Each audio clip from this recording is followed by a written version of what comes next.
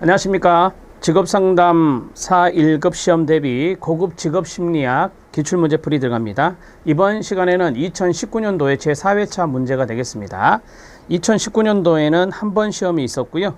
그 직업심리학의 문제가 좀 몇 문제는 약간 까다로운 문제도 있긴 있습니다만, 여러분들이 문제를 쭉 보시면 아시겠지만 문제 지문이 그리 길지 않고 좀 짧은 형태의 문제가 있습니다. 그리고 직업심리학에서 직업심리통계에 해당되는 부분들이 있죠. 뭐 타당도 이런 것들이 있는데 이런 부분들도 또 출제가 되었네요. 자, 그러면 지금부터 한번 보겠습니다. 기본기에 좀 충실하면 되는데 저는 직업심리학의 해설을 좀 장황하게 잘 달아드렸습니다. 이 내용들이 여러분들이 아무래도 직업상담사 2급 시험을 만약에 보신 분들은 2급의 이론을 좀 보셨겠지만, 그렇지 않는 분들은 이론을 좀 접할 기회가 없었잖아요. 그래서 여기 해설에 있는 것을 이론으로 생각하시고 잘 읽어주시면 도움이 되겠습니다. 보겠습니다. 21번 문제입니다. 자, 심리검사의 표준화가 나왔습니다. 이것을 통해서 통제하고자 하는 변인이 아닌 것은입니다. 자, 우리가 이제 심리검사는 표준화하는 게 좋다. 표준화하는 게 좋은데, 첫 번째가 절차의 표준화라고 하는 것이 있습니다. 자, 절차의 표준화. 그러니까 이 절차는 여기에 나온 대로 실시 상황과 연관성이 있습니다. 그래서 검사 실시의 어떤 상황이라든지 그 다음에 조건이라든지 이런 것에 대한 절차를 표준화하는 작업이다 라고 보시면 됩니다.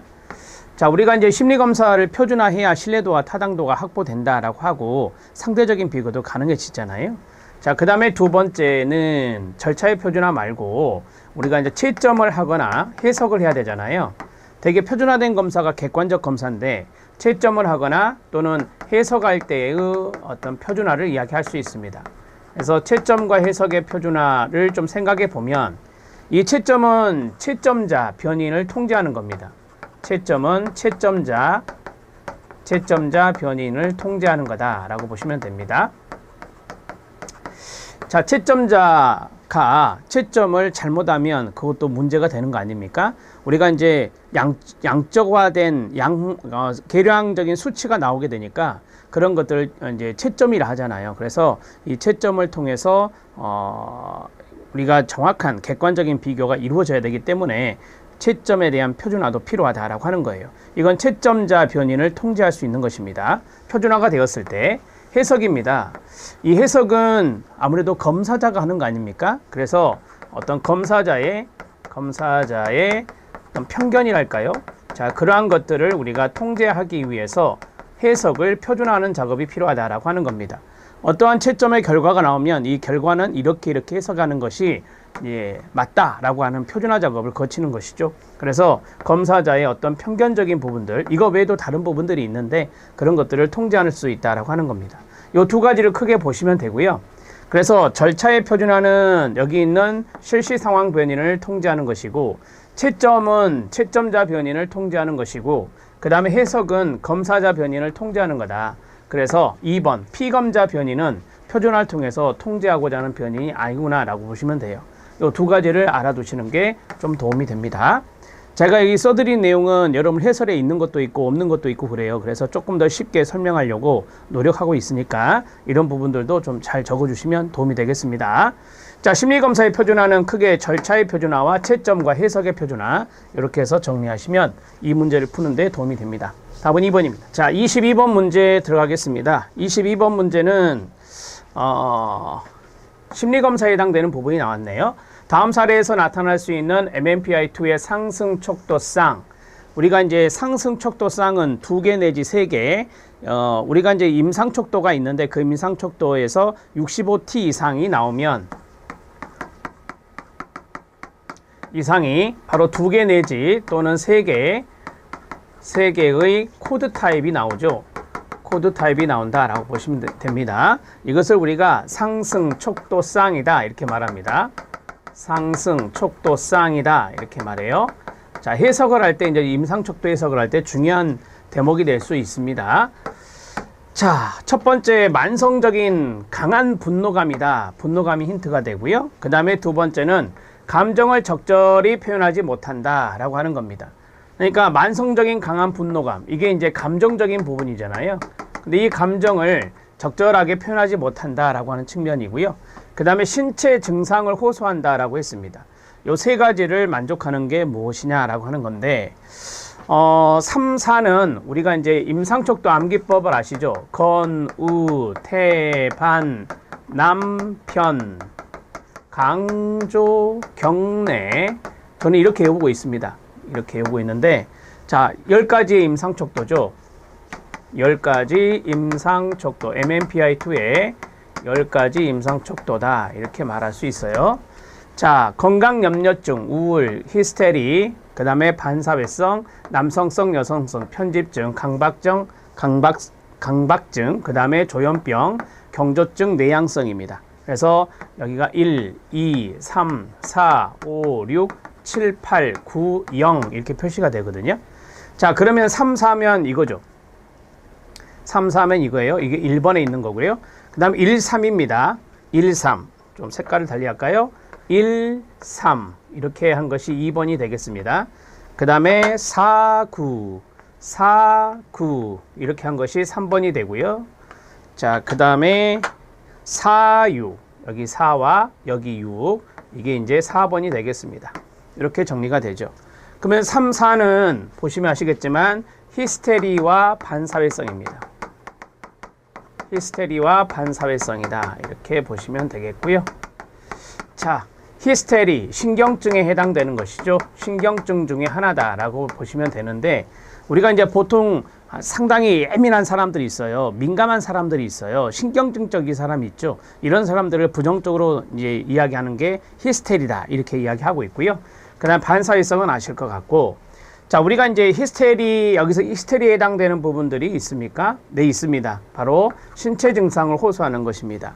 두통, 흉통 이런 어떤 신체 증상으로 자신의 어떤 신경증적인 부분이 나타나는 거죠. 그래서 신체 증상이 호소되는 거고, 그 다음에 만성적인 강한 분노감, 그리고 이런 감정을 적절하게 이제 표현하지 못하는 부분이 바로 여기에 해당될 수 있어요. 물론 감정을 적절하게 표현하지 못하는 부분이 스트레스로 인한 것일 수 있어요. 그래서 같이 엮어서 생각하셔도 됩니다.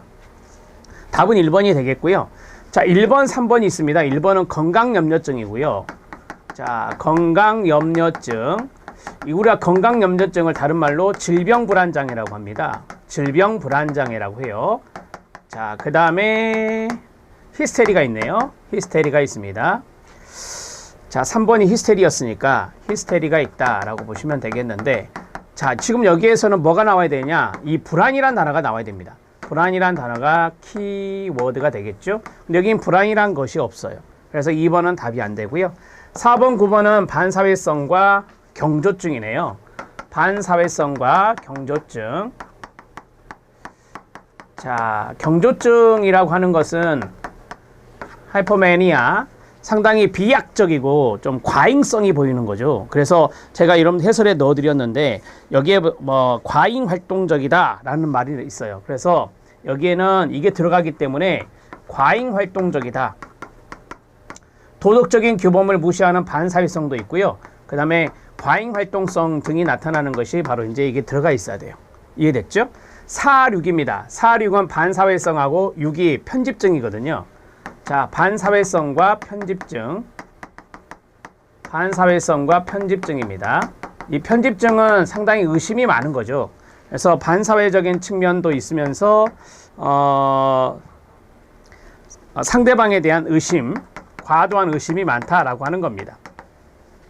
그리고 해설에 보시면 그 예민성, 비난에 대한 예민성 이런 것도 있고요. 분노 수준도 높다. 이건 반사회성이 들어있기 때문에 그렇다라고 보시면 되겠습니다. 항상 어떤 분노의 원인, 분노가 있으면 그 원인을 외부에 투사하는 성격이다라고 하는 보면 됩니다.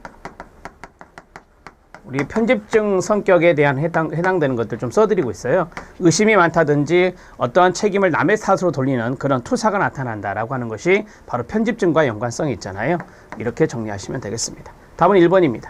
하나씩 설명해 드렸는데 이 내용에 대한 구체적인 것은 해설에 있으니까 해설을 한 번만 정독해 주세요. 자, 이제 23번 문제에 들어갑니다. 안면타당도입니다. 안면타당도에 대한 설명으로 옳은 것은입니다. 안면타당도를 조금 쉽게 말씀드리면 피검자가 주관적으로 체감하는 겁니다. 피검자가 주관적으로 체감하는 타당도를 안면 타당도다 이렇게 말하는 것이죠. 자, 내용 타당도라고 하는 것이 있어요. 좀 달라요. 내용 타당도는 전문가에게 판단을 받는 겁니다. 그래서 전문가의 판단을 받는 것이 내용 타당도라면, 피검자에게 주관적인 어떤 체감성을 알아보는 것, 이런 것들이 여기에 들어갑니다. 자, 예를 하나 들어볼까요? 고급 직업 심리학 시험을 봤습니다. 그런데 고급 직업 심리학 이 시험도 하나의 이제 척도거든요. 그래서 이 척도가 고급 직업 심리학을 잘 담고 있다라고 이 심리학 전문가들이 판단하면은 내용 타당도가 되는 거고요. 자, 예를 들어서 공부를 열심히 한 수험생들이 시험을 보고 내가 공부 안 돼서 많이 나왔네 라고 하면은 이거는 안면 타당도가 되는 거예요. 안면 타당도가 높다라고 하는 거죠. 내가 공부 안 돼서 전혀 안 나왔어, 너무 지엽적인 것들이 많이 나왔어 라고 수험생이 만약에 체감적으로 이걸 느끼고 있다면 안면 타당도가 낮다라고 하는 거예요. 그런 것을 좀 감안해서 보면 쉬워집니다. 안면 타당도는 검사가 목적에 맞도록 제대로 사용될 수 있는지를 통계적으로 평가한다. 통계적으로 평가하는 건 아닙니다. 통계적으로 평가하는 것은 바로 내용 타당도가 통계적으로 평가할 수 있는 것이고요. 자, 여기에 있는 주관적으로 체감하는 거다라고 했으니까 통계적으로 평가하는 것은 아니다라고 보시면 되겠고요. 안면 타당도는 검사를 실시하기 전에 라포 형성에 매우 중요하다라고 했습니다. 네, 맞습니다. 우리가 이제 안면 타당도는 주관적인 것의 어떤 체감 정도를 보는 거니까, 우리가 이제 안면 타당도를 보려고 할 때 검사를 실시하기 전에 이 라포 형성이 매우 중요한 요소가 될 수 있습니다. 그래서 우리가 안면 타당도를 측정할 때는 어떤 통계적인 수치를 통해서 보는 게 아니라, 이 안면 타당도를 측정하고자 하는 이 검사자가 그 수검자의 어떤 뭐랄까요, 그 검사에 임하는 것을 관찰하는 거예요. 검사에 임하는 것을 관찰하는 거예요. 피상적으로 관찰하는 것이죠. 그래서 이러한 그 라포 형성이 이제 상당히 중요할 수 있다라고 하는 것을 이야기하고 있습니다. 안면 타당도는 비전문가들의 판단에 의한 것으로 검사자는 신경 쓰지 않는다. 아니요, 쓴다고 그랬죠. 검사자의 피상적 관찰이 필요하니까, 피상적인 관찰이 요구되니까 바로 이 검사자도 신경을 쓸 필요가 있다라고 하는 것입니다. 비전문가들의 판단은 맞아요. 비전문가들, 일반인, 그러니까 수검자, 피검자의 판단이니까 이건 맞는데 검사자가 신경 쓰는 부분도 있어야 됩니다. 안면 타당도가 낮으면 검사의 내용 타당도 역시 낮냐? 아니요. 높을 수 있죠. 높을 수 있다라고 해야 돼요. 자, 높을 수 있다. 자, 예를 들어서 이런 거죠. 아까 제가 시험 이야기 했었잖아요. 많은 사람들이 좀 체감도가 내가 공부 안 돼서 많이 안 나왔네 라고 하는 것이 이제 안면 타당도라면, 그게 안 나왔으면 안면 타당도가 낮다라고 할 수 있잖아요. 그러나 많은 심리학 전문가들이 이거는 측정 잘 된 거다, 이 시험은 심리학의 많은 부분을 적절하게 잘 담고 있다라고 판단한다면 내용 타당도가 높을 수 있는 거잖아요. 그래서 안면 타당도가 낮더라도 내용 타당도는 높을 수 있다는 것을 아시면 됩니다. 그래서 탈락입니다. 답은 2번이 됩니다. 자, 24번 들어갑니다. 24번은 다이스와 로키스트의 직업 적응 이론에 대한 부분인데, 옳은 설명을 모두 고른 것은입니다. 기역, 니은, 디귿, 리을이 나왔는데 우리들이 충분히 상식적으로 접근할 수 있는 지문도 있고 우리가 좀 기억해야 될 내용도 있습니다. 자, 직업 적응에 대한 것을 강조했던 것이, 자, 미네소타 그룹의 다이스와 로키스트라고 보시면 되겠고요. 이 직업 적응 이론에 해당되는 것 중에 좀 중요한 요소가 있어요. 그게 뭐냐면, 자, 개인과 환경과의 상호작용이에요. 개인과 환경과의 상호작용이다라고 보시면 됩니다. 자, 우리가 환경에 적응한다 이런 말을 써요. 그 말은 개인과 환경 간의 상호작용이 잘 이루어졌을 때거든요. 그래서 개인이 어떤 직업적인 환경에 대해서 우리가 만족한다라고 하거든요. 만족한다라고 해요. 그러니까 김영준이가 어떤 직업에 대해서 만족스러워한다라고 할 때 쓰는 단어가 바로 이거죠. 그러면 환경이 이 개인에 대한 그 만족 정도가 있어요. 그게 뭐냐면 충족이라 해요. 이 두 가지의 개념이 좀 중요한데, 자, 예를 들어서 이런 거죠. 김영준이가 어떤 일을 하는 데 있어서 김영준이를 바라보는 타인이 있을 거 아니에요. 환경에. 그 타인이 예를 들어 더 높은 관리자라고 합시다. 상급자라 합시다. 상급자가 평가를 합니다. 아, 이 사람은 정말 만족스럽게 일을 잘하네 라고 하는 거예요. 충족시켜 준 거죠. 그래서 우리가 이제 개인의 환경에 대한 것을 만족이라 하고 환경의 개인에 대한 것을 충족이라 한다. 이 두 가지가 잘 이루어졌을 때 우리는 직업 적응이 높다 이렇게 이야기하는 것이에요. 자, 그럼 보겠습니다. 개인과 환경 간의 상호작용을 통한 욕구 충족을 강조한다. 말씀드렸고요. 그 다음에 직업 적응은 개인과 직업 환경과의 조화를 성취하고 유지하는 과정으로 이된다. 맞아요. 지금 여기에 다 설명이 되어 있습니다. 기업과 니은이 바로 여기에 해당되는 거고요. 개인과 환경은 상호작용하면서 자신의 욕구를 만족 또는 충족 시켜줄 수 있는 강화 요인을 서로 얻게 된다라고 했습니다. 자, 우리가 이제 여기가 만족, 여기가 충족이라 했잖아요. 이것을 해줄 수 있는 강화 요인들이 있다라고 하는 거죠. 강화 요인들이 있다. 그 강화 요인을 발견하는 것이 바로 이 검사가 있어요. 그 검사가 미네소타 만족 질문지라고 해요. 그래서 MSQ 미네소타 만족 질문지에서 강화 요인을 측정하는 건데 그 대표적인 것이 바로 성취라든지 그 다음에 뭐 승진이라든지 이런 것들이 여기에 들어갑니다. 이게 이제 강화 요인이 되는 거죠.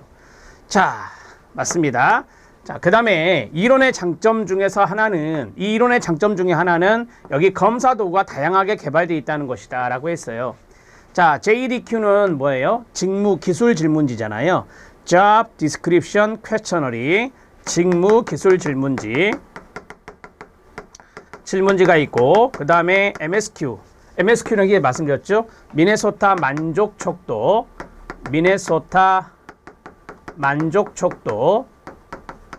자, 이것뿐만 아니라 MIQ 미네소타 임포턴스 퀘셔너리 MIQ 미네소타 중요성 질문지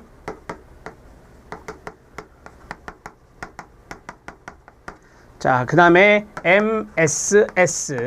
MSS는 미네소타 충족 척도라고 합니다.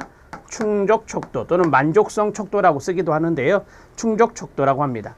그래서 JDQ, 그 다음에 MSQ, MIQ, MSS 이런 것들이 바로 직업적응 이론에 의해서 만들어진 관련 검사 도구들이다. 이렇게 말할 수 있겠습니다. 자, 모두 맞네요. 기억, 니은, 디귿, 리을 모두 맞습니다. 답은 4번입니다. 25번입니다. 일반적인 직무 분석 단계를 바르게 나열한 것은 이거는 2급 시험에도 나왔던 겁니다. 우리가 이제 직업적인 분석을 하고 그 다음에 직무 분석을 하고 그 다음에 작업 분석을 한다라고 해요. 그래서 암기법이 직무 작업 이렇게 외우셔도 돼요. 직무 작업 순서대로 외워야 되겠죠. 뭐 직업 명세서라든지 직업 명세서라든지 직업 행렬표를 작성해서 직업을 분석하는 게 1번. 직무 분석은 많이 들어보셨죠? 직무 기술서와 직무 요건이 있는 직무 기술서와 인적 요건이 있는 직무 명세서를 작성하는 거죠. 이렇게 정리하시면 되고요. 자, 이건 작업이죠. 그래서 세부 작업별 시간과 동작을 분석하는 것입니다. 이게 바로 말 그대로 작업 분석이 됩니다. 그래서 직업 분석, 직무 분석, 작업 분석 이러한 순서대로 이루어진다. 답은 기억, 니은, 디귿입니다. 1번입니다. 일반적인 직무 분석의 단계를 냈네요. 2급에도 나왔던 겁니다. 26번 문제에 들어갑니다. 좀 쉬운 건데요. 직업 동기 이론과 그의 이론을 처음으로 제안한 학자인데요. 틀리게 짝지어진 것은 입니다. 욕구 위계 이론은 매슬로우 맞습니까? 네, 맞습니다. 목표 설정 이론은 로크입니다. 목표 설정을 강조했던 학자죠. 로크. 그 다음에 형평 이론의 부름 이론인데 이게 잘못된 거죠. 형평성은 공평성과 연관성이 있습니다. 그래서 공평 이론이라고 하고요. 아담스가 대표적인 학자가 되겠습니다. 아담스의 형평 이론이고요. 부름은 뭐냐면 기대 이론입니다. 부름은 기대 이론. 이렇게 정리할 수 있습니다. 좀 더 구체적인 것은 다음 연도에 문제에 있습니다. 그때 참고하기로 하고, 자, 이거는 이제 타인과의 비교를 하는 겁니다. 타인과의 비교를 통해서 이게 이제 형평성, 공평성이 있느냐라고 하는 것이죠. 자기가 투입한 것과 산출, 타인이 투입한 것과 산출을 비교해봐서 공평한지를 보는 것이고요. 자, 기대 이론은 우리가 VIE 이론이라고도 하는데요. 밸런스, 유의성이 됩니다. 유의성, 그 다음에 인스트루먼털, 수단성이 되고요.